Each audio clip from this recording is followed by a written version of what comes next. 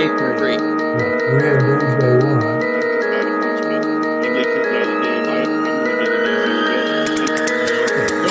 No question in my mind.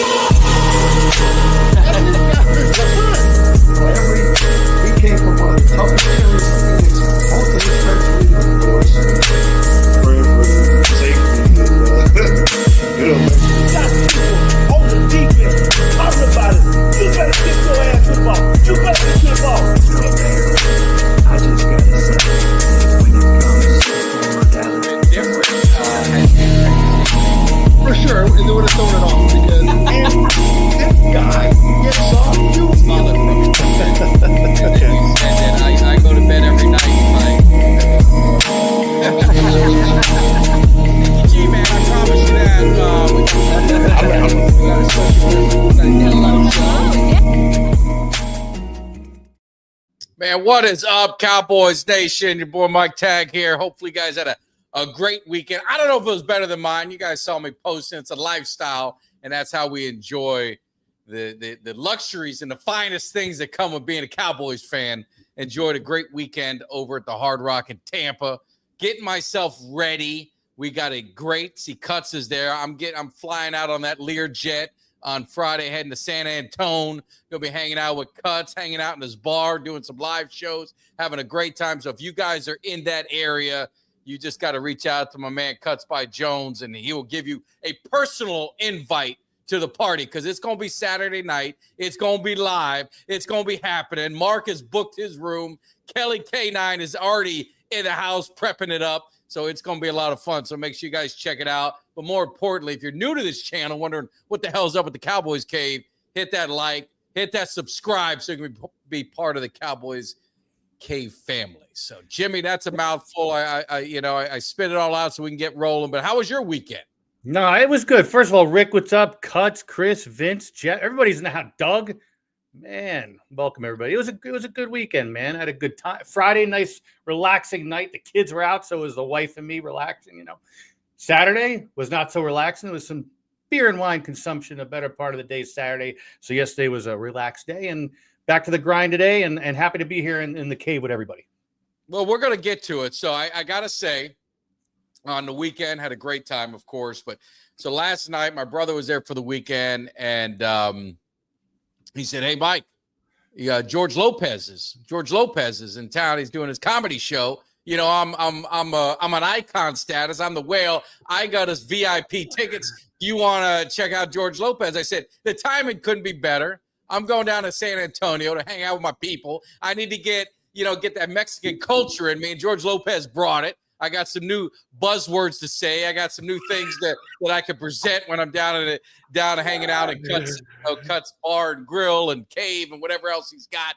But it was awesome. It was good. George grew his hair out. I said, I'm a little jealous. He looks like he's got a horse mane. He's got this big gray hair. It's crazy. He said it's his hair, so I got to give him props. I wish I had a head of hair like that. But he talked a lot about stereotypes, which I'm always a fan of because I think there are plenty. We talked about that last week, yeah. But he talked about the generation and how when we grew up, things were different. We were tougher. We were meaner. If you didn't know how to swim, you tell your dad, "Hey, I don't know how to swim." "Oh, you don't know how to swim?" They throw you in the pool. You're sitting there drowning, and then you get out of the pool and say, "Hey, Dad, you didn't help me." He said, "You know how to swim now, don't you?" he goes, "Your life lesson." You know what I mean? And that's what it's all about. But it was a lot of stuff. It was good comedy, man. I miss some good comedy where you can laugh at each other, laugh at the stereotypes, and just do all that kind of stuff without being so PC.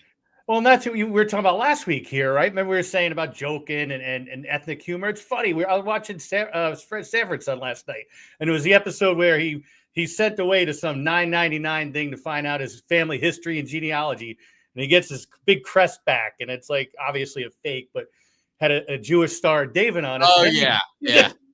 Where he said he was the king of the Jews from Ethiopia. And he went to the synagogue. It was funnier than hell, man. My wife and I were laughing our asses off. Like you said, it's just funny. Yeah, so I missed that comment. So it was well worth the trip over there, man. He definitely he was funny, man. And it's just we all get a little older, man. And I'm my brother and I were watching him when he first came on. I was like, man, he's getting up there. All the all of us are getting up there in age, and like a lot of these legends that we grew up watching. But it's good. It always makes me good to hear that kind of comedy and the reaction from the crowd, because it just lets me know I'm not crazy. I mean, I think a lot of people feel the same way, feel that things, maybe getting back to the way things were. What isn't the worst thing in the world as a kid growing up, He said some stuff that was edgy. He said this. He said, and then we're going to get talking to Cowboys, don't worry. But he said, hey, he said, there was no Amber Alerts when we were growing up. Ain't nobody taking us. Someone want to roll up on us trying to take us. It was like, all right, man, let's go. What do you want to do? You want to try and give it? It was we're going to be putting up a fight, and it's nothing against obviously kids, but it's just funny. I want to make sure I'm not getting in trouble. But that was the mentality of that generation. It was like, you fought. Wow. How many street fights did we get into? I mean, I remember a fight. My parents they lined it up. They set up the fight. They said, you got a problem with the kid next door? We're going to the parents, and we're going to say, hey, let them duke it out. We'll watch. If it gets out of hand one way or the other, we'll break it up and let them settle it. And then, like on Friday, remember on Friday when the old man had ice cube? Yes, exactly. Yes, that's the way it goes. Drinking from the water hose. That's old school, man. That's the way we grew up. Yeah, but no, it's fun. But it is funny. And you know what? I'm sorry. Like, people need to grow thicker skin. I said it last week, and I'll say it again. Everybody knows the fine line of humor and funniness versus hate. And he was being funny. Who cares? You got to laugh at. First of all, if you can't laugh at yourself, who are you laughing at? I'm plenty of material to laugh at. Okay, so if you can't laugh at yourself or your own ethnicity, then who are you gonna laugh at? And it's fun, right? No, it is. He even did the and I'll be fair because he got on the white guys, and he was talking. It should be. When my kids, my kids are gonna have history lessons. They're gonna show this. They're gonna show this person. He said there was white people in this world. Because the whole world's being diverse, right? And they're going to show a picture, and he said the kid's going to go, "Yeah, that's the guy cutting my lawn." It's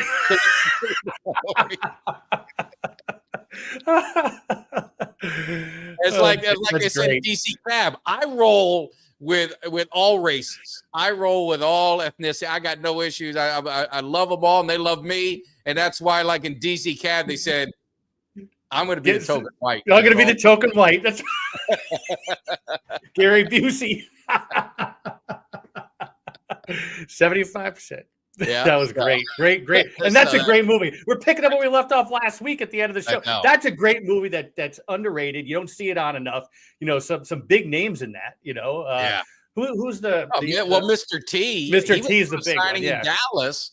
And I would, if he did one in Tampa, I'd go see Mr. T, man. He grew up watching Mr. T. Yeah, I mean, he beat cancer. He beat cancer, Mr. T. Right? Yeah. We had Gary Busey, Mr. T. Who was the Mexican comedian who was in that? Damn it. That was Funnier in Hell back in the day. Yeah, I can't remember his name. Somebody help us out here. Yeah, Mel Brooks was great. But there was a lot of people in that. Damn it. The girl from was it from Saturday Night Live or one of those she was in that? I can't remember. The dude from the dude from Grease was on there. There was a lot. Richard Pryor. Richard Pryor. That's right. And Grady, I think Grady was on there. Wasn't he the bum? Grady was on there, yes. And you know what? The best part, Richard Pryor and Grady were both in the movie Car Wash. I don't know if you guys ever saw that. Great movie. Great movie, man. Great movie. Well, they talking old school. I said it on Wednesday. I unveiled it, so I want to say it again. I get an old school jersey now. So now I'm like, you know what? I'm not investing in some of these guys that leave in 4 years or whatever happens. I'm paying homage to the guys that paved the way for this Dallas Cowboys. So I always go old school. So I got an old school Eugene Lockhart. Eugene the Hit Machine Lockhart is the man that I'm going to be representing. And also going old school, just one quick plug is Wednesday. He is a Cowboys Cave favorite. I love to call him a friend. Kevin Big Nasty Gogan is going to be in the house. He's back in the cave, long overdue. he's been traveling. He does the adventures. He's fishing. He's hunting. He's hiking. He's doing all this stuff. So we're going to catch up with our man Kevin Gogan, see what he's been up to. And then also we're going to talk some football. We got a new coach. We got, a lot of things going on with the Cowboys, kind of get his perspective, not so much on deep within the organization, because he's not as entrenched in theirs as he was obviously when he played, but just kind of get his perspective of a new coach coming in, taking over a team. He dealt with that with Jimmy Johnson coming in for Tom Landry. Also just kind of the change of the offensive philosophy, went through some offensive stuff. So it's definitely going to be great to see Big Nasty in here. So that'll be Wednesday in the cave. And we'll have special guest DMV is going to be joining us as well as a special guest with Kevin Gogan. And Gogan, he's entertaining. He's just funny. Oh, yeah. Right? He's a good time. I love he tells it like it is, man. Exactly. But yeah, so listen, we got a lot of stuff going on. We obviously go ahead, Jimmy. Real quick, because Rick had asked something before, and I know we're going to get to Cowboys and NFL and stuff. He was asking anybody watch the UFL Conference Championship? I didn't. No, neither did I. I mean, they're picking people off of the UFL. I mean, the Cowboys have gotten their kicker, Pro Bowl kicker. They got a Pro Bowl return man, receiver, and Turpin. So the Cowboys have done very well with my problem with the USFL. It's hard for me to get into the games when there's just not a lot of people there, because it just doesn't feel exciting. Is that all right? Yeah, no. You make a point. It's probably good football. It just don't feel the same. Well, but it's funny because if you think on a parallel note, when that's a different situation, but Eric Bischoff said when he took over WCW, he said he had these big buildings and half the crowd was there. He said when we first started rebuilding, if you will, they got a smaller place. It looked filled. It looked great on TV, and it's not as exciting when you got like half the stadium filled or a quarter of the stadium. Yeah, I think that's one of the troubles with the WNBA a lot. It says if it's not Caitlin Clark playing, the arenas are half full, and it just doesn't. It's just you need that juice. Like when I go to the hockey games, I think one of the things that makes it so great, it's fast paced, but it's the crowd. It's like everyone's on the edge of their seats. And this, when you go to a big college football game, man, it is. I mean, it's a hell of a lot different going to Miami versus Temple than Miami and Florida State. Yes, I mean, absolutely, watching it and being there live, the whole thing. So anyway. So and real quickly, we'll hit up Ultra real quick. We look at last week. It was Tibbs. After we fire Tibbs, after we crucify him, Boone, you next. Yeah. But at the end of the day, we're gonna get into some baseball. I just saw something. It's like I don't know if Kelvin Joseph is in the UFL. He got himself into an accident, and I think it's a fatality accident. So I saw that. He's you hate to. Obviously, someone lost their life, so it's very serious, and you hope it was just a tragic accident and not self-induced. I don't know the scenarios. I don't know if it was speeding. I don't know if there was any alcohol or any of that kind of stuff. So I don't want to get into any accusations, but hopefully it was just, and you never want to see it, but it's terrible. No. Well, hopefully that's all it was. But like you said, I mean, these guys, regardless of whether it was or wasn't, these guys got to know they make a lot of money, right?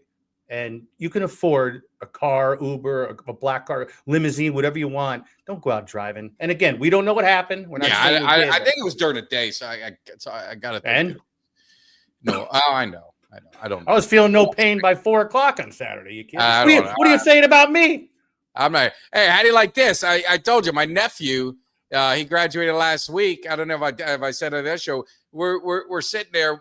They had the ceremony at the Hard Rock down in Hollywood, down in South Florida. Why they would do a high school thing at a casino, I don't know. But my nephew, he leaves us. We left him they wanted to play poker, so we left. He's playing poker. About 1:00, we go to bed and go to sleep. We get up at 9 in the morning. Let's get some breakfast. We go have breakfast, and I see this kid walking towards us, and my wife's like, "Hey man, you're in the same clothes you were in last night." He goes, "I've been up all night, been playing poker. Hadn't even been to bed." They wonder what's going on with these kids. You're creating gamblers out of them. You don't want to do that. So, but yeah, I'm not getting any of that stuff. Someone lost their life. Let's see if Carl answered. Oh yeah, okay, but I gotta separate. be careful. No, I definitely, that's right. I find a shopping cart, and Camel Piper was there Saturday, so he could have pushed me home in that shopping cart. you gotta be smart. So we're gonna get into some of the Cowboys. They got training camps opening up, but before we go, appreciate everyone rolling in. And as you roll it in, make sure you hit that thumbs up, hit that like, hit the subscribe. I'm telling you this, I know it's getting closer and closer to football season because I'm getting more cameos. I've been doing some cameos every day, every other day. So now I just got another one today. I did one Saturday. I did one Friday. So they're starting to roll in. That tells me the fans and the people they're getting juiced up, getting ready. So we're going to talk about it in a few, but I wanted to get the update from Jimmy on the NBA, NHL finals. You're the resident expert in the cave, and I know the NBA is 1-1. I believe NHL is 1-1. 1-1, yeah. Right. So both series seem to be pretty good. I think a lot of people thought the Pacers were going to get swept, but they got game one. They came back and won that one. So what's your thoughts on what's going on? Well, I mean, first of all, I sat here last week and I still believe it. I still, stand by what I said, that the Pacers are a team of destiny. And I usually go by real, stats and all that sort of thing. But just the way they've been winning and what they've been doing, it happened in game one. Halliburton with a late three and they win it. And, and then obviously, yes, last night wasn't so good for the Pacers, but I still think it's going to be Pacers in 6 or 7. I mean, you do. I see. Yeah. Ultra says OKC's built for a dynasty. So, I mean, you don't think this dynasty starts this year? No. Well, I mean, OKC, they're in the finals, but all I see is the Pacers. Again, they're just on a roll, and the way they're winning and what they're doing, and they are the best team in basketball since January. I mean, so never mind how well they've been doing in the playoffs and some of these crazy endings and crazy finishes. They have been the best team in basketball since January. They didn't have one All-Star on their team. No, and Halliburton. I mean, Halliburton's just the man. I hate to say it, but he is, and he's the reason why we're sitting on the sidelines. He's the reason why Tibbs is fired right now, right? Yeah. So Ultra says OKC in 5. Yeah, SGA dominated game 2. I mean, again, that's what I said. What I feel. All right, you said what you feel. You stand by. I stand by it. You stand by your decision. You support your decision. I support my decision. I'm not going to back. I'm not going to hide. I don't have a smoke screen. I'm not going to hide behind a kid or the camera. And the Pacers, they took a game. They stole a game on the road. They stole home ice or home court. And that's right. It's going to matter of is OKC going to be able to take a game back, and then you kind of see what happens. But right now, advantage to the Pacers for winning a game on the road. Yeah, but Ultra, you see, that's what happened with the Knicks. We were whooping their ass in game 1 and let it go. And part of it was coaching, and that's why Tibbs is unemployed right now. But at the end of the day, Pacers did what they had to do. Now, Rick, the Oilers, I think it's Panthers in 6. I still stand 2 overtime games, right? Both games have been in overtime. Yeah, it's crazy, man. Great games. I mean, so think about it. The Panthers are in Edmonton. Place is going nuts. There hasn't been a Stanley Cup in Canada in like 30 years, something like that. So the place is rocking. And again, the Panthers taking them to overtime in game 1. They lose, but still, you're on the road and you took an OT. And then they turn around and win in double overtime on was it Friday night, I think it was. So they come back, they win in overtime and steal home ice. They're going back home. And Florida, not only are they're a dynasty. This is 3 years in a row. They're in the Stanley Cup, and they're going to win again. I'm sorry, I hate to say it, and I know that you guys can come at me with Connor McDavid and Draisaitl, but guess what? I said it before, and I'll say it again. They don't have a goaltender to carry them. You've been carrying me. Yeah, that's right. You've been carrying me. That's right. So the Knicks was absolutely okay. So you know what, Ultra? It was coaching. I agree with you, but they did what they had to do, right? Because when you're playing to win, and you're, again, in my opinion, you're a team of destiny, you're going to do what you got to do to win, and they did it, right? They didn't give up. So, so Jimmy Doug's can probably help you with that if you need to tonight. He'll let you know. Yeah, well, 6.5. I mean, that's true. We won't talk about this. Is a PG or a PG-13 show, okay, Mike? We'll talk about that after hours. Well, it depends on how crooked it is. But anyways, 6.5. I think that if Bobrovsky's on tonight, I think unfortunately might go under. So what is that? Is that total points for the goals? Total goals, yeah. So Okay. you know, I mean, 4-3 is plausible. I mean, it was last game, so. Oh, It's I mean, especially if they go into overtime. I mean, they've been kind of going that way. And I'll take a step back to what I was saying, and I said it with Dallas, even though I said goaltending and grit wins you the Stanley Cup. Dallas, the problem was they had them both. Their goaltender Ottinger melted down at the end, and that's why the Oilers took it. Bobrovsky, on the other hand, with the Panthers, he's faced more than 40 shots in both games, and they took one of them in Edmonton. So, wow, Al Bundy was considered PG-13. I missed that. That was a good show. Good old days, right? Polk High. Absolutely. So now, you know, we're going to get into some Cowboy stuff, and you know, like I said, this is going to be one of those mini camps, and it's mandatory. That, you know, this is new coach, new staff. You've got your players. There's a lot of things to keep an eye on. But one thing that you're going to be looking at is this camp starts tomorrow. It's an opportunity for Shoddy to really put his, you know, imprint on the team. It's an opportunity for Micah Parsons. Micah Parsons says he's going to be there. Now, he's not under contract. And this is just mini camp. It's not training camp. I mean, we still got a lot of ways to go, but this is where they kind of do some of their installs and kind of get things going. But it's going to be interesting to see what happens in this mini camp. What are the players to watch? What are you guys going to be looking for in this mini camp? And what players, what positions, what do you guys want to see? And where's my other thing? I did all this work. Maybe I lost it. Hard work. All this work on the way. You were all excited about the 6.5. You forgot what was on the banner. We'll leave with this. We'll leave it with this. But I had five players that you really want to keep an eye on, that I want to keep an eye on, and it's really position battles.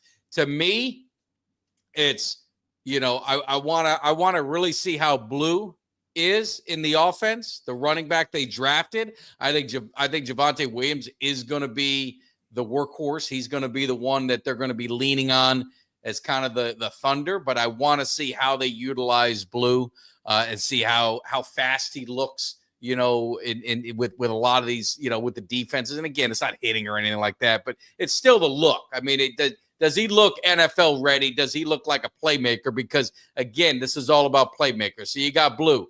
Obviously, you got Pickens. And you want to see how Bland with the defense. You want to see how the other cornerbacks. You're going to have Diggs out there, but you're not going to have Diggs really do anything. And that was the other one. Thank you, Ultra. Easy E is what he, you know, what he wants to be called. I'll call him Easy E because it's easy for me to remember. But this guy is someone that the coaching staff loves. Eberflus loves him, and it's how do you get him on the field? They've got a lot of depth at edge. Could this guy be used as kind of like a hybrid where he could get some linebacker? He get, you know, used kind of like Parsons in a way in some aspects on the defense. You know, Eberflus is very traditional 4-3. I mean, that's what he runs for the most part. But maybe could they get some hybrid 3-4s here and there? Could they change things up to do some disguises? So that's a name that I want to see coming out of minicamp and see what the vibe is. There's always going to be that camp favorite, you know what I'm saying, Jimmy? There's a late round draft pick that people are going to love. But Easy E is a guy, and the offensive line. I mean, Guyton is coming into his second year. He had his first year, you know, up and down kind of season. To be fair, being a left tackle as a rookie is not the easiest thing, Jimmy. So it's how does he take that next step with this coaching staff that is offensive line focused and minded. When you're looking, obviously, the offensive line coach they brought up from K-State. You got the offensive coordinator, offensive line minded. So it's going to be great to see. There you go. So ultras with the Mikey and Easy E outside linebacker for the defense. So maybe you're going to see some of that. Ultra. You know? On a side note, Ultra. I love the Thurman Munson in the thumbnail. It's a classy move right there. So. Doug, if he can play, they will find a spot for him. Yeah, I mean, that's what it comes down to. You got to play. If he's the playmaker, you got to find a spot for him. Is this you guys got a 2-day or a 3-day mini camp? I think it's just this week. So probably 3 day, Tuesday, Wednesday, Thursday. Ours only two. Ours only two. There's like 5 teams and only 2. We're one of the teams with the 2. Oh, you guys don't need practice. Yeah, we don't know.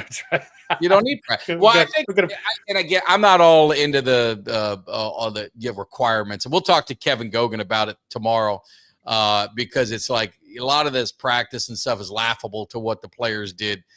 Back in the day, they were doing 2 days, 5 days a week, sometimes 6, depending on how the coach felt. But it's 3 days. Rick says 3. Yeah, 3 days, right? So it'll give them an opportunity to kind of see some of these players. So who are guys you're looking for? Obviously, we saw Eazy-E.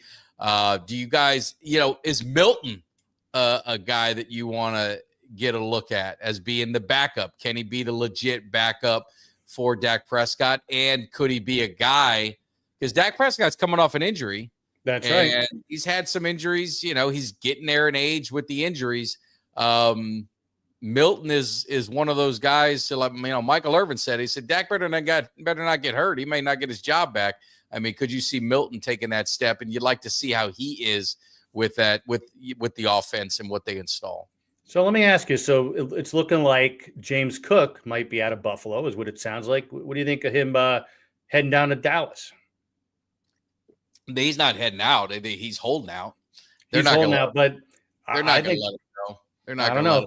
He put his house on the market, unless it's a ploy.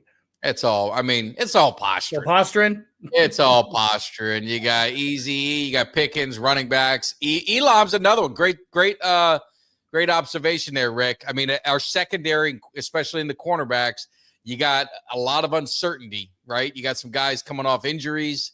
You got obviously Elam they traded for. He was a first-round pick.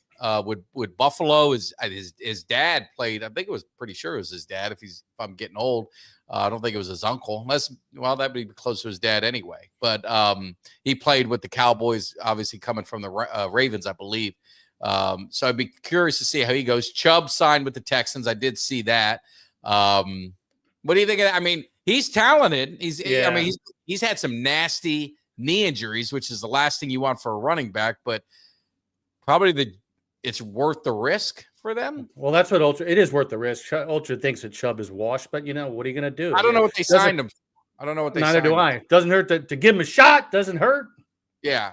If it was a fair contract, if it was like a 1-year prove it deal, not huge money, it's risk reward. And I mean, to me, it's worth the risk, because if he plays 16 games, he's going to be, he's going to put up numbers. I mean, he's still a dangerous running back. Who do we got? Leafau, Carson, Blue, Thomas. Toya that's another, that would be one. Ultra 100%. Defensive tackle is an area that 1 year, 2.5 is worth it if that's what he signed for. With incentives. Yeah. I mean, that is low. Absolutely, low it is. Worth it. That's right. Yeah. I would have no issues with that. And it's funny because we've talked about this, or I mentioned it, because for me it's a problem that all these guys, all these 1-year contracts, I hate it. So in this case, I get it. He's hurt. You don't know what they're going to get. They're giving him a shot. Yeah. And I think this is the smart move. Yeah. Why can't we? I mean, we don't do contract. Why don't we do contracts like that? Get it? That is a good risk reward. And you've got, what's his name? The cornerback from the Packers just got released. Oh, Jair Alexander. Yeah. Alexander, right? Yeah. Right. Let's make sure I had the right guy. That would be, now you talk about like Cowboys getting somebody. I mean, that would be an intriguing one if they pulled the trigger on that. But you got to wonder, Green Bay, I know it's a money thing, but I mean, they don't think he can play no more. Well, I was going to say, what are they going to, who are they going to replace him? Where's Jalen Ramsey going? What's his deal? He's another one that's out there. He's out there for trade bait. I mean, Miami hadn't cut him yet, right? No, they didn't cut him. Yeah. So, and I would think he wants, who's that? Jair wants big money. But is he under contract? Was he under contract? Was he holding out? I don't know the whole summer. I don't know. I don't know. That's a good question. Somebody's got to give us the information out here. So yeah. I think Chubb has some in his tank. He looks good. Again, for that kind of money on a 1-year deal, 2.5. Yeah, exactly. I'd take that chance. I'd take that. Don't they have Mixon? Do they have Mixon still on or was he a 1-year deal? They don't have any Texans. I don't know. Someone help me with that. Joe Mixon was on. Wasn't he on the Texans last year? Yeah. Yeah, I thought he was. Yeah. Yeah. So, yeah. And then did you see the Aaron Rodgers freaking soap opera? He finally signs the other day. What a joke. Yeah, the memes were the best with, they had Nicolas Cage from Con Air, that one with the hair that, like they Aaron Rodgers signed, like there's different things. So it's odd because some of their players weren't they were kind of vocal about not wanting Rodgers like early on. He's gotten weird, man. When he's kind of flipping and flopping, but but he's better than what they got. Yeah, he is. But the problem is is he still there? Mason Rudolph. Yeah, he's still there. So he's now officially the backup. But I mean, are you going to end up with another situation like a Kirk Cousins? I know he had the same kind of money, but where you I don't know. Yeah, whatever. It is better than what they got. Yeah, Kendall Fuller playing Miami and Chicago earlier. Mixon. Mixon. The Cowboys. I don't know if they. I think you say they're not going to make any moves. I think they might. And it'll be one of those late. It's not going to be now, unless it was an injury. But I think the Cowboys will make a veteran cornerback move. I mean, mark the tape, Jimmy. If I'm wrong, they can laugh at me. And not a high price guy, but they can't be that comfortable with their cornerbacks. I mean, I don't know. You got Ravel, who's injured, coming off an injury. You got Diggs coming off an injury. You got Carson coming off an injury. You got Bland came back from an injury, broken bone. He should be fine. You got that other kid that had like one good game. Forgot his name, number 30. He's coming off before he had an injury, season-ending injury. Cornerback is not the position you want a bunch of guys coming off season-ending injuries.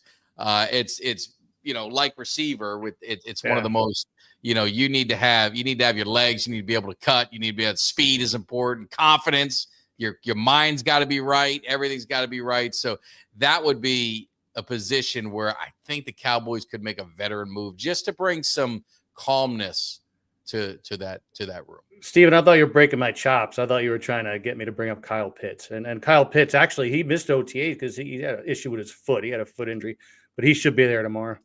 Yeah. Gilly's still available. Gilmore. I mean, that could be that's the type of signing, maybe if it's not him, but that's the kind of signing. It's not going to be big money, I mean, there's really no one out there now, but it's going to be something. ACLs. Yeah, because of the cut. They need it. I mean, how many they just fade away. They just end up fading away. And you hate to see that. You don't want to see that, but no, it's tough. And you know what? A lot of it is the turf. Some of these stadiums with the turf destroys these guys, man. Yeah. Game one will be okay. So there you go. Yeah, I mean, does that make you really comfortable against the Eagles? I mean, that's not that'll keep me up at night. I'm just being honest. It will. They will. I mean, and they could be great, but I'm just saying, if that's what we're rolling into week one with, I hope our defensive edge is like destroying, and the Eagles have a very good offensive line, so I don't know if we're going to destroy their offensive line. I'd be really surprised, to be honest with you. But that is not something I would be really comfortable with starting the season off. And the crummy part with starting out with Philly is, Saquon is not going to be beat up like he will later in the year after they run him a million times, right? So you're going to come up on a fully healthy Saquon, which is a big issue in and of itself. Yeah. It's not going to keep me up at night. What's he saying? No, Gilmore is washed. Oh, he's talking about Gilmore. You know what? I mean, Ultra's down on everybody tonight. Everybody's washed. Everyone's washed. He is a solid veteran. He's not going to make a lot of mistakes. He's going to give up plays, but he's going to make what you need him to make, right? He's going to make those. He's not a shutdown corner anymore. He's probably like a third, on a rating. He'd be like a CB, 3. But he's got a veteran presence, and if one of these young guys is struggling, he's a guy that can A, help on the sideline, B, if you need to put him in for a series or two to kind of, let the young guy kind of get his stuff together, you have it. They don't have that on this team. They don't have a veteran. They don't have someone that can bring a sense of calm, that can just get some stability, anything like that. That's the part that's where veterans come in to play. I mean, that's where you could see some upside with someone like it. And it's going to be a low contract. It's going to be a low contract. So, yeah. Carson Yeah, Izzy are better than Booth. Ronnie is saying you need the front. Jalen may throw for 180. And again, it gets back to, we always said, Mike, the running back sets up the pass offense and all that, right? So you get Saquon healthy, you're gonna have Hurts throwing. Yeah, you're gonna get and this is the tricky part about playing week 1. Typically, unless knock on wood, something crazy happens in training camp, which you don't want to happen. You're gonna play Philly with their guys. I mean, it's not like we play them week 9, week 10. You don't know, is Dak playing, is Jalen playing, is this one playing, is that one playing? You don't know what as the year goes on, it's a battle of attrition. Week 1, you're both pretty healthy. And they don't do a lot of preseason. So if you really think about what the Cowboys' strength, if you're talking about their offense, their strength is going to be their passing attack. The running game could be, but you just don't know, right? Because there's a lot of unknowns there. You got a couple rookies, you got guys that you brought over, yada, yada. You don't know. And what is the hardest to kind of get in sync? What is the one thing that takes a little bit of time, and it's usually some quarters, it's usually a game, is your passing game. That's right. Steven's saying 5,000. Yeah. So that's 5,000. I don't want him to. If he's throwing for 5,000, then we're probably not going anywhere. I mean, I want to see him throwing too much. I want to see him throwing for 3,000. I want us running the football and dominating the line of scrimmage and dominating time of possession and letting Dak be a manager and let him play action and all this other stuff. So that's what you need to see. But Ultra saying, what's he going to look like after last season getting beat up? It's the first game, man. It's the first game. It's the first game. That's what I mean. We're playing him at the first. We're not playing him like week 9. He may not be there, or week 10. Whenever we play him, he may not be the same guy. But week 1, he's going to be, he's going to be the Barkley from last year, unless he gets hurt. I mean, that's it. Rick is talking about Lamb Pickens having 1,000 each. Steven saying 3,000 plus yard receivers, and Ultra is being ultra hating on Dak Prescott already. Yeah. I mean, like I said, I would be fine if Dak threw for 3,000. That's a sweet spot. That's a sweet spot. Yeah. So that's is Ronnie making the trip? Is Ronnie making the trip down there? All right. I wish I could go, man. It's gonna be a lot of fun. It's gonna be very interesting. And Learjet is touching down. I got Cuts picking me up at the airport, rolling out the red carpet for me. Rolling out the red carpet. We're gonna go around town, maybe see the, he's gonna show me the sights of San Antonio, a little history, a little fun, and we're gonna have some partying up on Saturday. It's gonna be great. Did you get in touch with our friend out there, our other friend? I'm gonna message him right after the show to see if hopefully he's available. So I'd love to see if he can make it out there. So. Yeah, even if it's just for a quick. It'd be, you got to have a resident Miami Dolphin fan at Cuts' place. He's a good character. He's funny. You guys will like him. Oh, I even have Kimmy. I mean, you're rolling out the gold carpet now. You're even up in the game. You bring Kimmy to pick me up as well. This is gonna be a lot of fun. That's right. It's gonna be good. It's gonna Ronnie's be good. all hype, hanging in the Cuts bar. I'm looking forward to it. We're gonna do some shows. I'm gonna see if maybe Cuts will teach me how to do a cut, and maybe I'll do a Mike Tag cut, and he can auction that off. It's gonna be like one that I make with my hands that I put together. That's what. The hands. I'll be building someone's dreams with the hands. Wouldn't that be great if he's there? That'd be fun. And don't worry, Steven. I live in Florida, so I am He's used to that. I'm well. That's baby shit alongside with Cuts. Let's do it. It's gonna be like shop class. Cuts is gonna be running class. My son. I dare tell you this funny story. My son is the only time I had to go into a parent conference. And I wish I had it. You're lucky. Huh? You're lucky. Oh, you're like, yeah, but I'm gonna, man, I ought to run and I wish Mikey was listening. I'd tell him to go grab it. So my son is in shop class. The teacher's giving him a little, I guess must be giving him trouble on his work or this or that. So I say, you know what, let's just have a conference. So it's middle school. So we go to have a conference. I'm having a conference with the teacher, right? The shop teacher. Yeah. So I walk into this room and it's every teacher. And a seat in the middle. And the seat in the middle is for me. So what they try and do is it's intimidation. Trying to They scare brought in you. all the teachers. Yeah. They brought in all the teachers. And even though I didn't ask for none of them, they brought in all the teachers. So I go down the line and one first period, hey, you know, so she goes, I got no problem with Mikey. Gone. Second, I got no problem. Gone. Third, I got no problem. And I said, well, I hope not. I said, I set the conference up for the shop teacher. I didn't know all you guys would be here. And they said, well, we like to, you know, if your parents coming in, we want to bring all the teachers in. That way, you know, you can at least, you know, discuss the issues out in the open and maybe there's common issues in the classes. So none of them did it. So get to the shop teacher and she goes, you know, she goes, a lot of kids, they think they take this class and it's just an elective. So it's an easy A. And I said, well, yeah. I said, it's an elective. It should be an easy class where they can learn.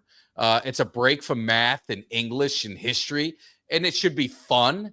And you should be encouraging them. I pushed for my kid to be in shop because I love shop. I learned a lot in shop and this and that when I took it. You learned something. I said, and she goes, well, that's the attitude that all these kids have, and I don't like it. I said, well, that's the attitude it's supposed to be. It's supposed to be fun. You know what I'm saying? So her and I got into it. We agreed to disagree. But my son at the end of the year made this Miami Hurricane clock. And I got to say, for what would he be in 6th or 7th grade? Like 12, 13, something like that. Whatever it is. It's pretty good looking clock. So he learned something. I make sure I said L. Clock. I don't want you guys cutting that off. But she gave him a B. She gave him a B. Oh, come on. It was such bullshit. It was terrible. I got a C in PE once. Physics. How do you dress out? You get it. That's a good question. I don't know. My mom was telling my kids, "Mom, would you shut up, please? I don't want the kids to know that information." Yeah, absolutely. Yeah, I mean, there you go. We used to do our boom box in our cars. That's what we used to do. I took knitting. What's wrong with that, old? I had home ec. Knit you a sweater. They need to have that in school. Damn straight they do. Typing. I'm telling you what. I took typing in high school. To this day, that is the one thing that I use the most, man. ASDF, JK. Was it JKF semicolon? JKL semicolon. I was close.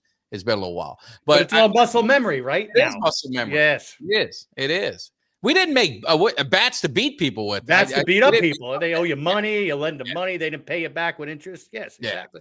You make a little shank in there. You can do the chisel. That was the big things you made. We made a chisel. That was a great class. We made a chisel, and there was something else we used to make. I don't know. My dad, they said he used to make checkerboards. He used to make checkerboards, and then they would. I should have brought it down. Dominic made me like a thing to clean the grill. And I'm like, out of wood. It's really thick. And the damn thing works like a charm. I didn't think it would work. He cut it so freaking like where it's really sharp. I'm like, holy shit, he gave it to me a couple months ago. Well, I'm going to do that. Hey, you run the show. I'm going to get the clock. He's going to get the clock. I'm getting the clock. Hold on. All right. I'll be right back. He got clock.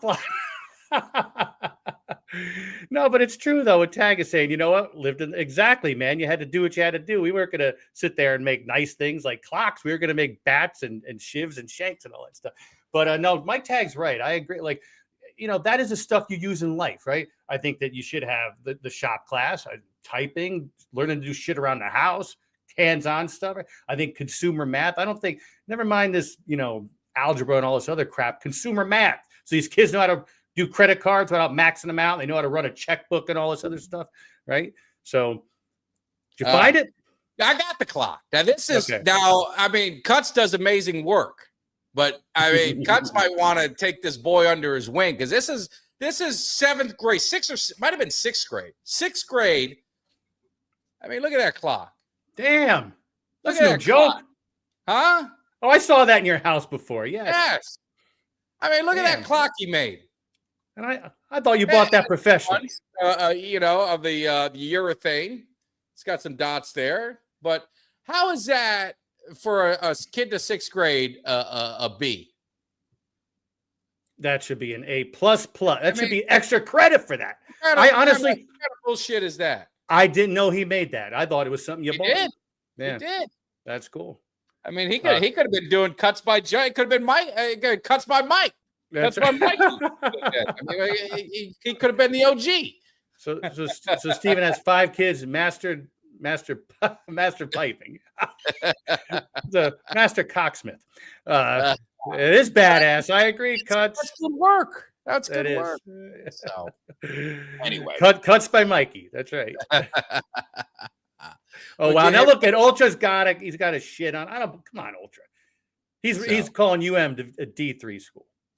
he's jealous. He's his shitty ass Texas law, and I know there's Texas Longhorns. So unfortunately, my friends who are Texas fans, you got to feel the wrath because that's the way it is. What the hell has Texas done? I don't know. Shit. You got nothing. They had nothing. They got zero garbage. They stink at everything. They wasted time. Wasted time. They couldn't even get past like their baseball team was like ranked 2. They ended up getting beat. They stink. It's an embarrassment. That organization and that university is going downhill. Texas Tech is taking over that state of Texas. You see the money poured in. It's going to be done, and they're just going to be a bunch of wannabes. We slapped their ass up and down the field. Last time Miami played Texas, the beating was so bad that Texas said, we will not play Miami again. Miami had more penalty yards, Jimmy. You understand what I just said? More penalty yards than Texas had yards. We beat them 46-10 or 3 games, some crap touchdown at the end. It was the most embarrassing game. To this day, it's the worst beating a team took in the Cotton Bowl. To this day, Jimmy. So you're saying they're scared. You're saying they're scared? The worst beating that a team ever took was Texas at the hands of the Miami Hurricanes. It was embarrassing. Humiliated them in their own crib, in their own place. They're pathetic, and I apologize to all the Texas fans. So they're cowards. Okay. They are cowards. They are cowards. They are cowards. Jeff says that the shop teacher was a Gators fan. That's why. That's Probably a good point. Because we're in Tampa, there's more Gator fans. There's definitely that don't count. What are you bringing up that minor league for? We're talking about a man's game. Man's game. That was a good. But honestly, the thing is, with that, I'm glad he brought that. And I don't really follow softball, but I did because Kelly was all about it. Kelly. He's watching softball. What's going on here? I got to see what's going on. This girl pitcher that they had for Texas, she threw every game, and I'm thinking like by the third game. They figured you out, right? Like you're not going to surprise them, and they just teed off on her in the first inning. And now Suzanne's taking exception to what you said. Oh, for the first time in school history. Now, hey, their women's sports are phenomenal. I'll give you that. I got no problem with it. But their baseball team, football team, basketball team, soccer team, if they even have one, on the men's side's all trash. Like you gotta at least agree with me on that. I mean, Cuts breaking down. I ain't gonna hate on the softball players. I ain't gonna look hate at Cuts is breaking down the stats for us about the softball players. Yeah, good stat line on that one. It was, but they played well. They deserved it. It was great. It was Ultra still hating on the Hurricanes after you told them what's really happening. I know, and I'm gonna use Cuts's. I'm gonna use Ultra's line he uses against all these guys. The last one we won is in 2001, and you all ain't caught up yet. You guys won one since we won that last one. What else have you done? It's all right. I don't know. We'll give him a minute to respond. Let's see what happens. Of course not. Of course. Why ain't you caught up, man? Why ain't you caught up? Why ain't you won some? Why ain't you won some championships? Where's all them rings you guys got? Give me a break. Terrible. Texas is trash. But garbage. They're too scared to play Miami. I'll say it again. We played Texas A&M. They were man enough to play us. We did a series of 1-1. We've offered to play Texas, and Texas says, "Yeah, we remember what you did to us last time. It was not good for enrollment. It embarrassed us in front of the university and our fans. We are not going to do that again." So, well, it's probably wasting, but you do that maybe as a preseason little warm up action, just to get the quarterback. That's about all. They're a tune up game. Warm up tune up. The state of Texas, of course. I don't know if the Texas Longhorns do. The state of Texas. I'm a fan of the state of Texas. So anyway. But yeah, so mini camp is going. A lot of these teams started, so we kind of touched on that. So I don't know if there's anything else left. Okay, no, wait. No, so Ultra, I held off because we switched topics for a minute. He was talking about running backs getting beat up. He's bringing up DeMarco Murray. Yeah, DeMarco Murray, but then you could look at some of these. Look at what Derrick Henry did last year. A lot of people thought, oh, well, he's washed up. Barkley doesn't have a ton of tread on his tires because he had those injury years. You know what I mean? But he carried the ball a lot.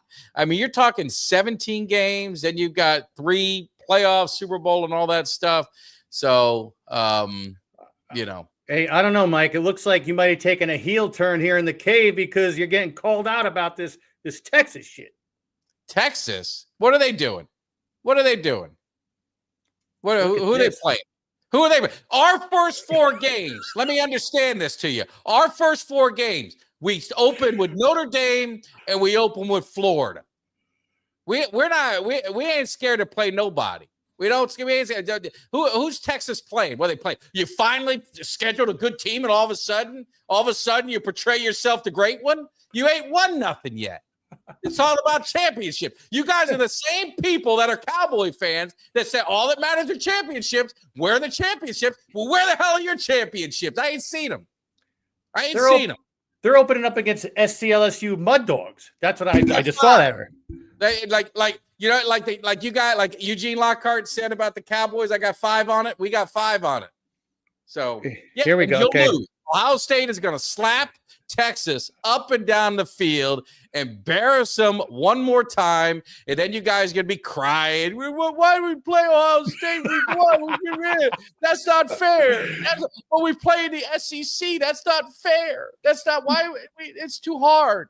You guys, we're going to see what happens. Reality check's coming, and I don't like Ohio State. If it wasn't for Ultra, I'd probably be rooting for you guys. Yeah, be rooting. Neither has Texas. What have they done? Tell me what they've done. Ultra, what have they done? Give me one thing they've done. They won one championship. That's all they've done. Ultra's tongue didn't come through customs. He ain't caught up yet. Give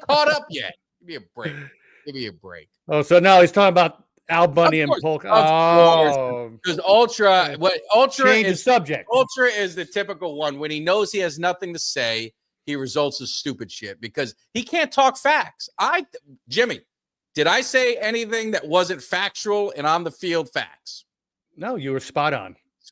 That's spot on. I talked about the embarrassment. Our last game we played, we embarrassed them in the bowl game so bad they said they'll never play us again. If you don't think that's true, go look up in the archives. Go to the library. Go to videotape. Microfiche. What is that called? Microfiche. Where you go look at you go look at the. You can look at the old articles. That's just a fact. Now you can debate it all you want. The Miami Hurricanes had more penalty yards in the first half than Texas had yards gained. Damn, he 2005 won a national championship in 2005. Oh wow! You guys won one 30 years, 20 years ago. 20 years ago. You're going to hang on that one? We won one 24 years ago. So what's the difference? Our last one. Yeah. Ronnie's right. Ultra needs some shop class in his life. He does need shop class. He does. Because he's got to be like an Eagle fan because that's what Eagle fans do. Eagle fans, when they know they don't have an argument, they go to some bullshit. Name calling. That's what they do. I thought, Jimmy, I'm a man of the people. I spoke facts. Yes, you did. You have no skin in the game. Fair and balanced down the middle. Now that we call it, keep it straight, keep it fair, call it down the middle. And you know what? You're right. You said it the way it is. There wasn't an opinion. They It's can't a argue with it. That's right. You can't argue with the facts. It's a fact. I mean, all that matters are championships. 5. Where are you, Ultra? 5 5. times. 5 times. 5 times. 5 times. 5 times. But Oh man. So anyway, that's good stuff. I didn't expect the show to go this route, man. You well, taking you some know, beat off of that. hey, Damn. sometimes I just gotta show the people that Texas don't have all the best athletes. Understand what I'm saying? You know, it was cool. They had The Rocky. legends. Do you guys? The Cowboys haven't done that in a while, and I'm thinking with Shoddy, it's almost like Miami. I just put stuff that it makes me feel good because the Cowboys brought their legends out and had them, one of the OTAs. Miami does that a lot, and they've done it more and more with Cristobal being there. Obviously, he was on a 2-time. I don't think you guys have anyone that could say that 2-time national championship team he was on. And he had he had the Bermuda Triangle, Barrow, Armstead, and Darren Smith there. I mean, just legends out there and imparting wisdom on these young kids. And Michael Irvin was out there. I mean, but then I'm looking back at the Cowboys and I'm like, all right, man, they brought Casillas out there. They had, Campo, who was on, coach with three Super Bowl teams on defense. Michael Irvin was there. You had Kenny Gant was out there. You had I don't know if Moose was out there. Moose might have been. I don't know. There was a bunch of guys. I loved him, man. But you bring these guys and get them into the fold, and they impart wisdom and experiences and what it takes to be a championship team. I mean, I don't know, do the Falcons, because that's the one thing I see with the Cowboys. No. They don't embrace. Like Jerry Jones never embraces the guys that paved the way to that franchise. No, and it's funny. You'd think that with Arthur Blank and the way he is, we would do stuff like that, but not really. The only thing they really brought in, and it wasn't to hype the team up, it was to help out Penix, is they brought in Matty Ice to work with him. Beyond that, you'd think they'd bring in Dion. You'd think that, no, they don't. Yeah. No, I think it's cool. And I just love the thing I would say about college football that I like, and I know you're not a big college guy, but when college football, it's such a fraternity, especially in Miami, like all these guys, they go back and they go back and they go back and they always, I mean, and we've talked to some players on here, and I think there's more pride that a lot of these guys have with their university than they do their professional team. Well, because it's I mean, up until now, up until the NIL thing, college wasn't a business like the pros are. It was, like you said, there was pride because you played there 4 years and that's what you did, right? So did you see that they're backtracking NIL money back to, I think, 2006. So in college, they're backtracking NIL payments to college players, at another era. So, but what's crazy? What's that unilateral? Who sets the standards? Right? I don't know when did it stop? Because there's George Teague. George Teague's another one. I mean, Bama has that tradition, and George Teague, he had a good NFL career. I mean, his NFL career is probably really underrated because if you look at him with the Packers, he made big plays with the Packers. And when he went to the Cowboys, he made big plays. Is he a Hall of Famer? Did he live up to that Hall of Famer? No, he didn't live up to the Hall of Fame side of it, but he was a solid, way above average NFL player who made big plays in big games. And obviously the hit on Teague or on Terrell Owens is historic. Defender of the star. Always had a knack for the big play. He did it. He did it in Bama. He did it against Miami in the championship game. And they returned a favor. We beat them. We beat them before.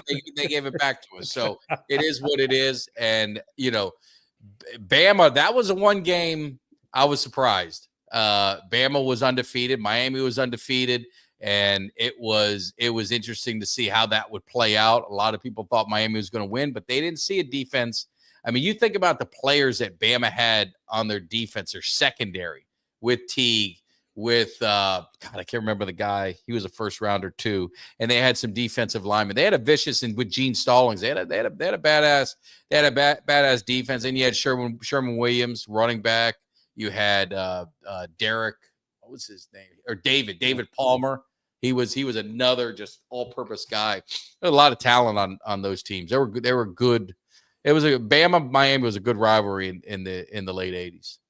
So yeah, it's and it's funny because, like you said, I try to keep up a little bit with college football, so when we're talking about it, I have some idea what I'm saying. But back in the '90s, I used to go to the game. I used to watch back in the '90s, right? But not it just I'm trying to get back into it. To walk on the field in the back in the '90s. We walk on the field. Exactly. Walk on the field. I remember Bob got some Gatorade. Got a serving Gatorade to players. Refreshments at the Orange Bowl. Same old Temple. That was great. But that was the thing. Like if you went to the Orange Bowl, like you're talking like college atmosphere, the Orange Bowl. I mean, there wasn't, and I've been to A&M and it was great. But the Orange Bowl, it was just something different because it was that old ratty stadium. Yeah, it was falling apart. Old school.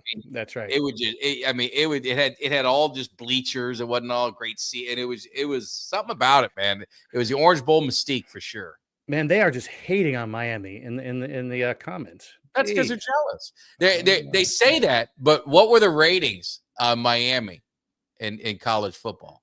Oh, they're probably pretty damn good.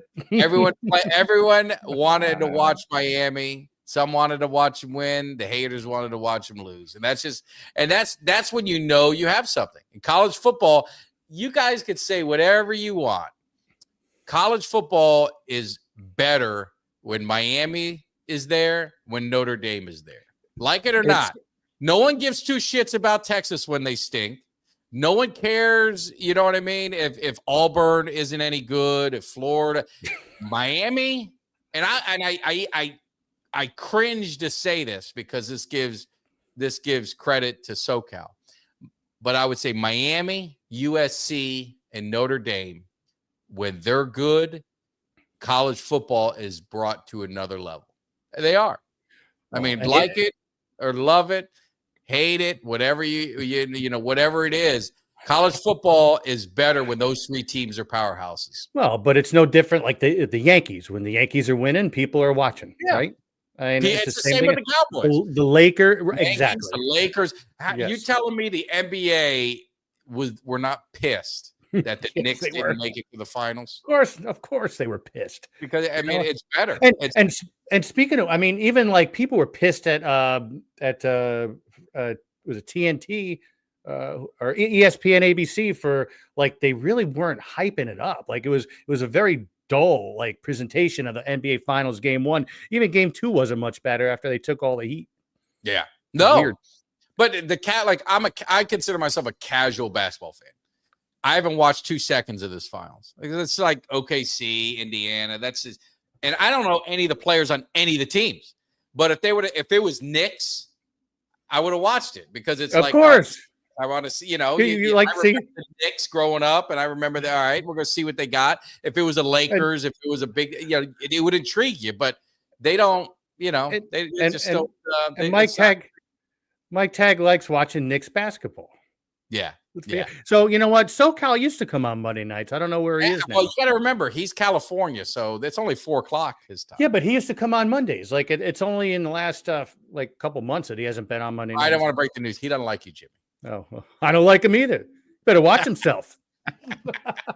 He was yelling at me to get Big C's back in here. We'll get that. We do. We have to. I'm thinking like maybe football season.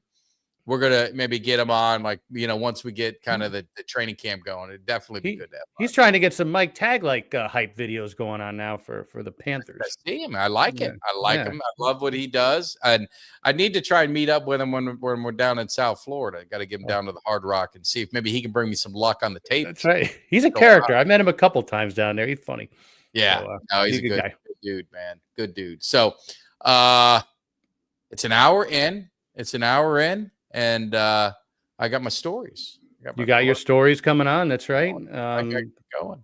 Ronnie, real quickly, because Mike Tag's got his stories. No, I mean, so Pitts, he missed OTAs. Everybody, allegedly, he's got a minor foot injury.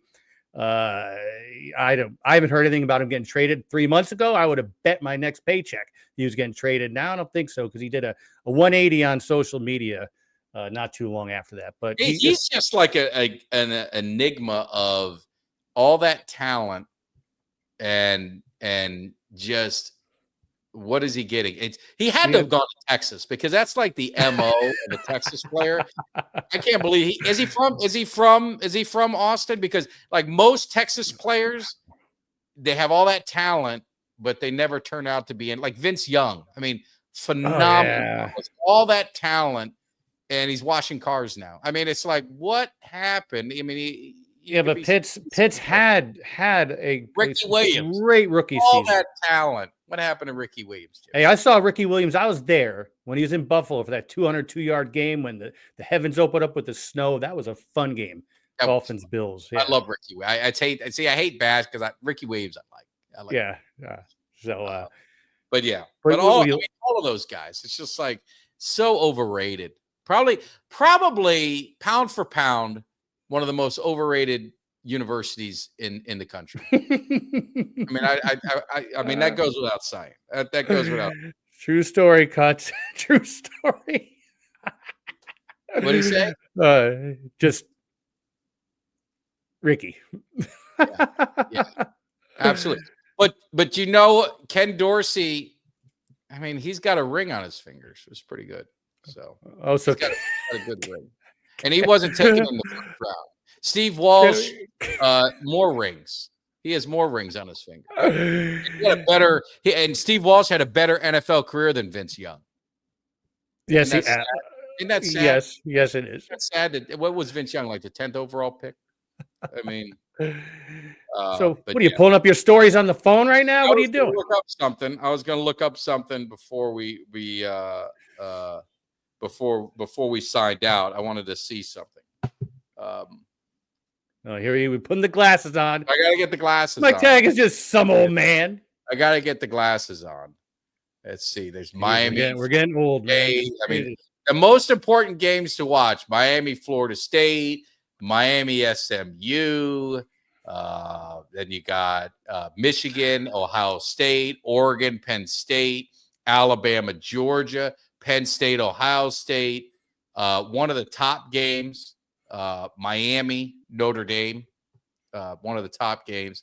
Yes. And they said the number one game to watch. This is a fact, Jimmy. And I'm going to give credit.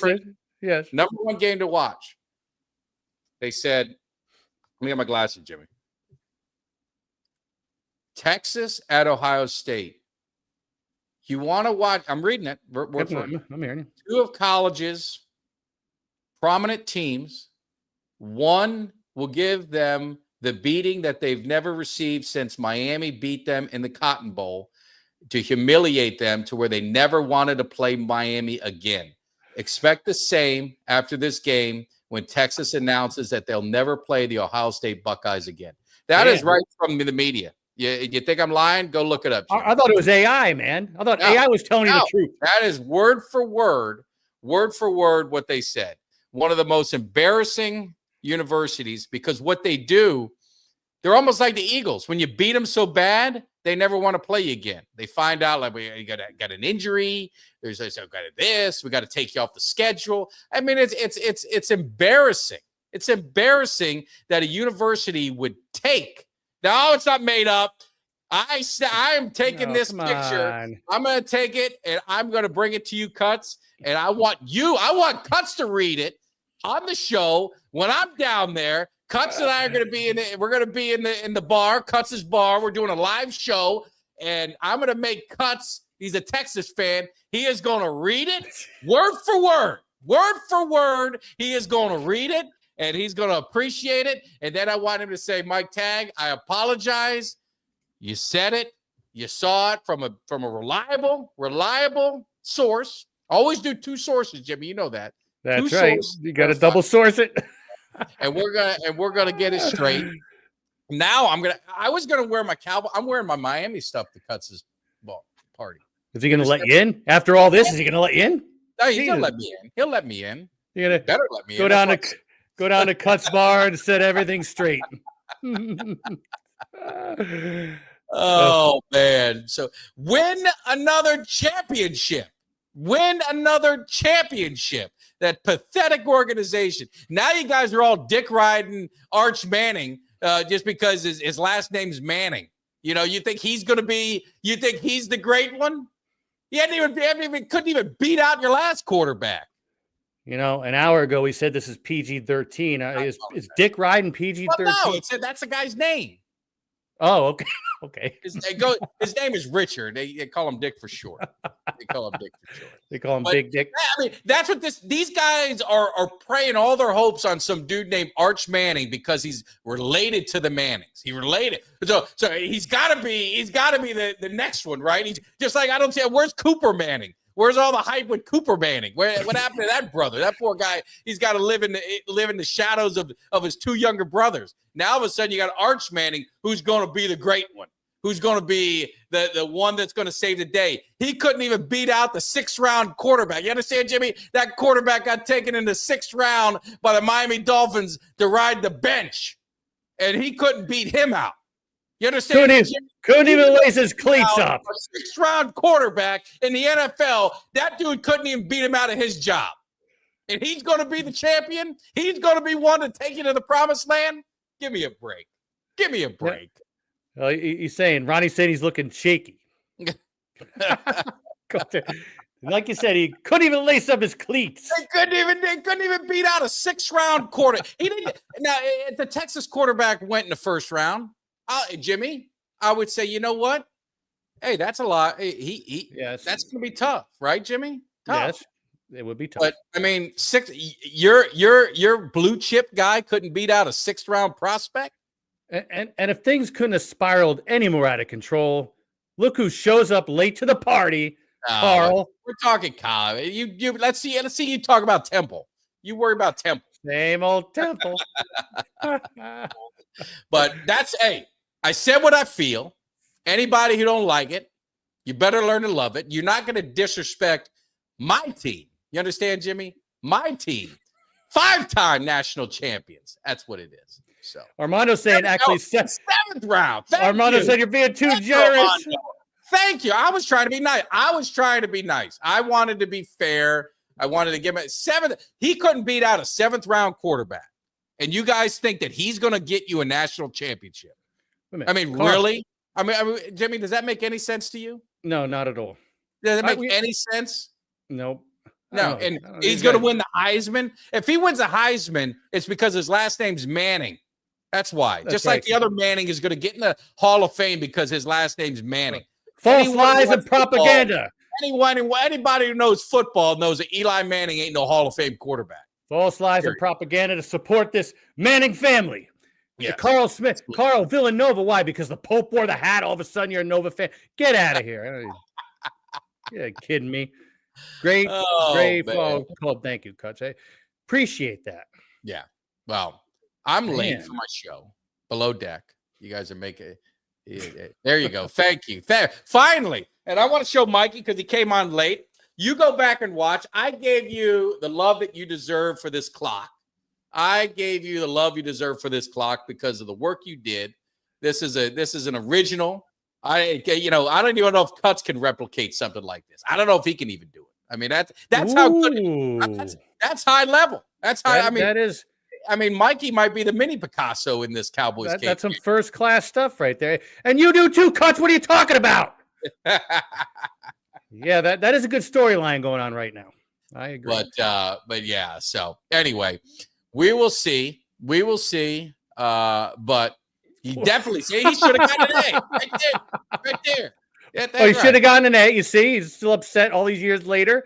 You know, I mean, look what that teacher did. This kid is how many years? Almost 10 years. He's 9 years removed from 6th grade. And he's still depressed over that kid not getting an A, the A he deserved for that work. He got PTSD because the teacher didn't give him the right grade for that one. What's wrong with these educators? And Thomas says you got to get a battery. Bad part, and I didn't want to point it out, but Tom, you're being mean. You're trying to make my kid look bad. The clock, these are hard to find. If anyone knows where I can get this piece, I've looked around. I need to change this out. Because it broke. And this dropped it. You dropped it and it broke. This is no fault of the work that was done. This is what they call shoddy. The teacher didn't want to spend an extra few bucks to get quality, hands in here. So they were flimsy. See, they don't work. So anyone who has an in on that, let me know. Hey, Cuts, where's Kimmy at? Cuts, is she in here tonight? Where's Kimmy at? What's up, Kimmy? You Kimmy, get what's ready. going on? Mike Tag is getting in that Learjet Friday. I expect you to roll out that red carpet and greet me at the gate. You just tell them you let you through security. You're coming to see Mike Tag. It's already been taken care of. We'll be seeing you down in San Antonio. We go party it up. Yeah, I wish I was going, man. I want to meet Kimmy in person. I got to meet Cuts, but I want to meet Kimmy too. So the Panthers are playing. I told you, Panthers in 6. Mark the tape. Here we go. Now we're really going down. Last time Battlestar Galactica was on TV. Was it Carl, on TV back then? Carl, I don't even know. was that the TV? I don't know. I haven't seen this much hate from Mike Tag in a while. That's all right. Friendly fire.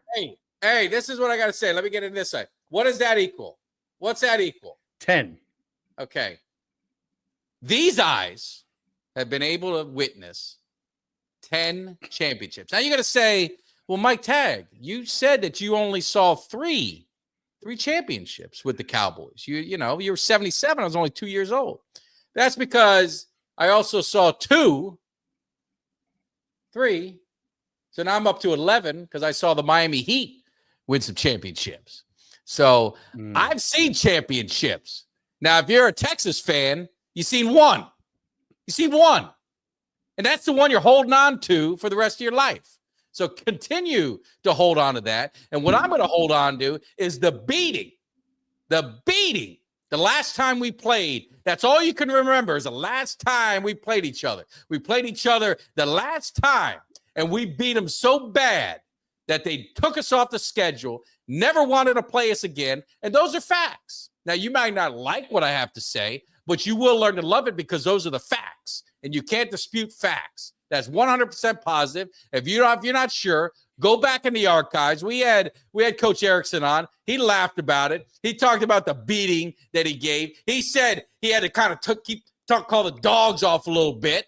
Felt bad for Texas. Their fans were filing out of that place by halftime. So he showed a little mercy. Showed a little bit of mercy. So you let up a little bit to make them feel good. Let up a little bit. But all these Texas fans are still crying about it. They're still hating on it because it was a national embarrassment for them. I mean, they came out with what was it? Who's the little mascot they got? Who's his name? Bevy or Beatty or whatever the hell his name is. The Longhorn. Whatever. He left at halftime. He left at halftime too. At halftime. Hey, Sebastian took the fire extinguisher, shoved it, gave him a little flame right up his ass, gave him a little shot, and he went running. He went running back to pasture. Never seen him since. So that's what happens. That's what happens. That's facts. And so Roberto is he's actually, we got somebody taking Mike Tag's side right now. Thank you. Ibis, the last bird to leave in a hurricane, comes in the first bird to come back. Absolutely. Yes. Yes. And there he goes on paper. What's paper get you? Paper got you one ring in your lifetime. That's all. That's all. Steven, it happened. I saw it. Everyone knows it. It never happened. What never happened? Oh, he's in denial. Everybody leaving at halftime and stuff. In denial. Yeah. That ass kicking. So that's what it's all about. That's what it's all about. So, all right, I got to go. My wife's going to yell at me. So I said I would do an hour. Now, don't forget, Wednesday night, Big Nasty Kevin Gogan's going to be in the cave. We got DMV in the cave. Kelly is in San Antonio. If he's not drunk somewhere, hopefully he'll be in the cave. We'll have to figure it out. But we're going to have a good time. But more importantly, tune in over the weekend because I'm heading down to San Antonio. It's going to be live. Cuts and I are going to be having a good time at Cuts' Bar. We got the cookout. If you guys are in that area, you got to make sure you send Cuts a message. Ask him for an invitation. I think he'll give it out to anybody. So I appreciate it, Roberto. The beauty of this is if you miss part of the show, you can go back and watch it. You can go back and watch it and make sure you hit that thumbs up when you do. Hit that subscribe if you're new. Love all our new subscribers. Jimmy, did I forget anything else. No, I think you said it all, done it all. Done it all. All right. The 5-time college football champion is going to be exiting out of the building. The 5-time Super Bowl champion is exit out in the building. All you other haters, kiss my ass. Give me somebody that's hungry. Give me somebody that's hungry. I need somebody